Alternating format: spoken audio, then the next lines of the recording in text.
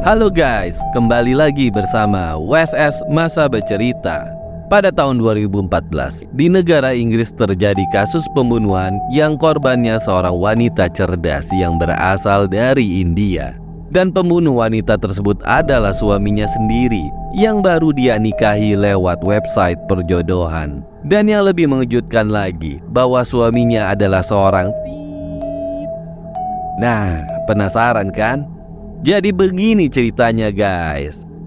Di jantung negara bagian Punjab, India, ada seorang wanita berusia 24 tahun bernama Farka. Dia menonjol karena kecantikan dan kecerdasannya.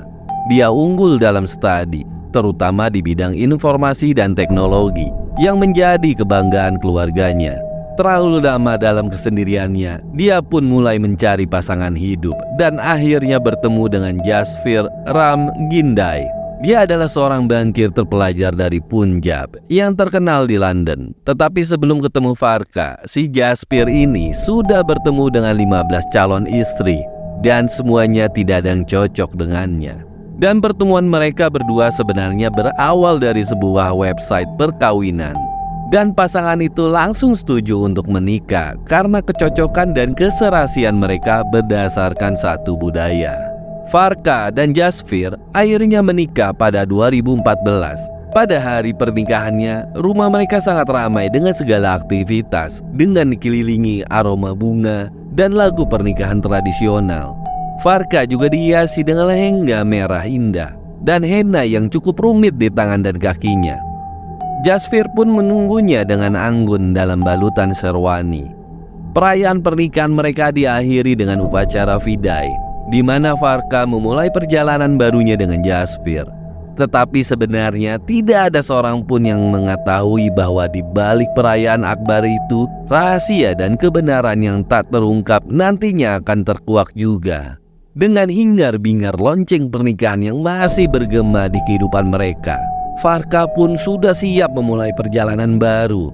Setelah menjalani proses visa yang rumit, akhirnya dia bisa tinggal satu atap dengan suaminya di London pada Agustus 2014.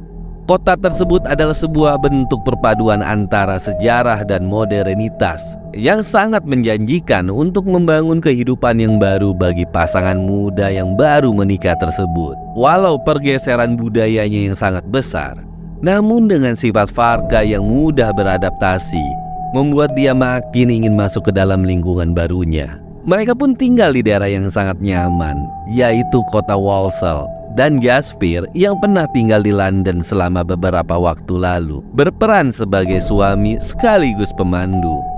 Dia memperkenalkan Farka kepada teman-temannya dan mengajak dia ke tempat favoritnya di kota London. Dan bersama-sama mereka pun menjelajahi beragam tempat makan di London.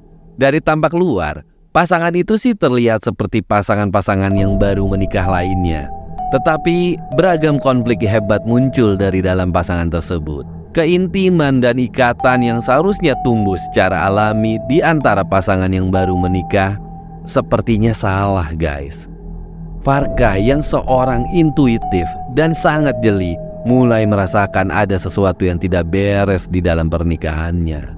Saat Farka menjalani kehidupan barunya di London, dia mulai memperhatikan tanda-tanda aneh dalam perilaku suaminya. Suaminya itu suka pergi jauh dan tidak pernah menjelaskan habis pergi kemananya.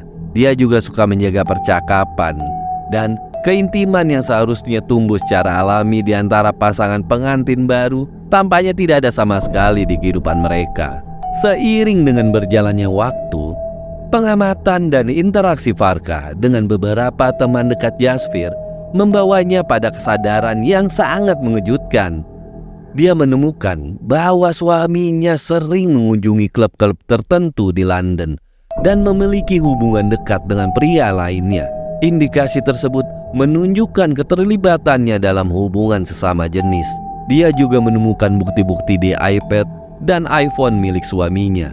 Berdasarkan fakta dan bukti-bukti tersebut, pengungkapan ini bukan hanya tentang seksualitas Jasvir, tapi juga tentang fondasi penipuan yang mendasari pernikahan mereka. Farka pun merasa dihianati dan tertipu. dia lebih sering menekan Jasvir. Dia mengancam akan membeberkan rahasia seksualitasnya kepada keluarga mereka karena takut terungkap sebagai homoseksual di komunitas yang mungkin tidak menerimanya. Jasvir pun tidak berpikir panjang pada saat itu. Dia pun langsung mencekik Farka menggunakan pipa penyedot debu. Setelah melakukan tindakan tersebut dan dalam upaya untuk menyembunyikan kejahatannya, dia pun membakar tubuh istrinya di insinerator di dalam kediaman mereka. Oke guys, FYI, insinerator adalah sebuah tungku penghangat. Biasanya ada di rumah-rumah yang mempunyai tingkat suhu kedinginannya tinggi. Kalau kita mah di dapur ya guys, buat hangatin badan. Pada malam 12 September 2014, Jasvir melaporkan kehilangan istrinya ke polisi setempat dan memberikan rincian terakhir kali dia melihatnya. Pihak kepolisian pun segera memulai penyelidikan dan mencatat semua informasi yang diberikan Jasvir, termasuk kemungkinan tempat yang dikunjungi Farka atau teman-temannya yang mungkin dia hubungi. Sementara itu, asap yang tebal dan berbau aneh mulai muncul dari rumah Farka dan Jasvir dan membuat para tetangga khawatir. Setelah diberitahu, Jasvir mengaku membakar sampah rumah tangga di insinerator. Polisi akhirnya meninggalkan lokasi tanpa alasan untuk khawatir karena sudah dapat penjelasan dari Jasvir. Pada tanggal 13 September 2014, setelah pembakaran awal jenazah Farka, Jasvir pun membeli bensin lagi hanya untuk membakar sisa-sisa yang tidak terbakar seluruhnya pada malam sebelumnya. Dia juga berbohong kepada keluarganya dan pihak kepolisian. Dia mengklaim bahwa Farka telah meninggalkannya dan Farka menikah dengannya hanya sekedar untuk mendapatkan visa Inggris. Dia bahkan melaporkan Farka hilang ke polisi dan menunjukkan kepada mereka luka-luka yang dia klaim disebabkan oleh Farka kepada dirinya. Keesokan harinya, asap dan bau aneh terus menyebar di udara. Hal ini mendorong kunjungan polisi lagi, kemungkinan besar atas pengaduan para tetangganya Jasvir. Kali ini penyelidikan mereka lebih mendalam. Seorang petugas polisi wanita, mungkin karena intuisi atau kejanggalan dari situasinya, dia pun memutuskan untuk memeriksa insinerator dari mana asap itu berasal. Pada saat diperiksa, dia pun kaget sekaget-kagetnya. Dia menemukan tengkorak manusia di tengah-tengah abu. Dan juga ditemukan beberapa perhiasan yang sering dipakai oleh Farka. Pihak kepolisian pun langsung mengindikasikan kemungkinan besar bahwa tengkorak manusia itu adalah jenazahnya Farka. Tidak lama kemudian, penyelidikan lebih lanjut mengungkapkan sidik jari milik Jasvir pada wadah plastik yang menutupi sebagian tubuhnya Farka. Dan ditemukan sebuah cincin bertuliskan V dan G 2013. Dan ternyata cincin itu adalah cincin perkawinannya Farka. Pada saat itu, wajah polosnya Jasvir dengan cepatnya runtuh. Dihadapkannya dengan bukti-bukti yang tidak dapat disangkal di hadapannya. Dan akhirnya, dia pun mengakui semua kejahatannya. Nah guys, motifnya Jasvir apa ya sampai bisa melakukan tindakan yang keji terhadap istrinya sendiri? Dan motifnya ternyata merupakan rahasia yang dipendam Jasvir sejak masa mudanya. Ternyata dan paling nyata nih guys, si Jasvir aslinya adalah seorang gay, yaitu seorang laki-laki penyuka sesama jenis. Dia telah menyadari orientasi seksualnya pada usia 12 tahun, tetapi merasa tidak dapat mengungkapkan hal ini kepada orang tuanya karena takut akan reaksi penolakan mereka. Karena ibunya Jasvir adalah seorang ibu yang tegas. Dia juga sempat menceritakan kepada temannya tentang orientasi seksualnya. Namun, dia tidak pernah bisa mengungkapkan identitas aslinya kepada istrinya sendiri. Setelah pengakuannya, Jasvir pun langsung ditangkap dan ditahan. Beratnya kejahatan lalu dikombinasikan dengan bukti-bukti yang ada, memastikan bahwa jaminannya ditolak. Polisi bekerja dengan tekun untuk mengumpulkan semua bukti yang diperlukan dari TKP, termasuk bukti forensik dari tungku insinerator. Setelah kematian tragis Farka, keluarganya pun diberitahu oleh pihak kepolisian tentang situasi tersebut. dan mereka pun langsung bergegas dari India ke Inggris.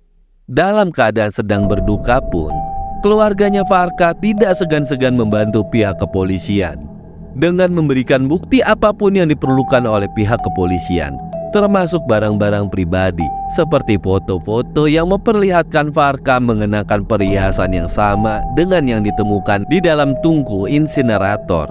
Persidangan diadakan di pengadilan London dan jaksa mengajukan kasus yang kuat. Buktinya pun sangat banyak. Sisa-sisa jasad yang ditemukan di insinerator, perhiasan yang diidentifikasi sebagai milik Farka, laporan palsu awal Jasvir tentang hilang istrinya. Dan yang paling parah adalah bukti rekaman CCTV saat Jasvir membeli bensin juga menjadi bukti penting yang menguatkan kronologi kejadian dan keterlibatannya dalam kejahatan tersebut. Para saksi, termasuk tetangga yang pertama kali melihat asap dan petugas kepolisian yang menemukan kejadian mengerikan tersebut, mereka pun dipanggil ke pengadilan. Kesaksian mereka memberikan gambaran yang jelas tentang peristiwa-peristiwa menjelang dan setelah kejahatan tersebut. Tetapi tim pembela Jasvir berusaha menampilkan klien mereka dengan cara yang lebih simpatik, menyoroti tekanan masyarakat yang kliennya hadapi karena perbedaan seksualitasnya yang tersembunyi. Mereka berpendapat bahwa ancaman pengungkapan dan konfrontasi berikutnya dengan Farka dapat menyebabkan kesalahan penilaian sesat pada diri Jasvir, sehingga terjadilah peristiwa tragis tersebut.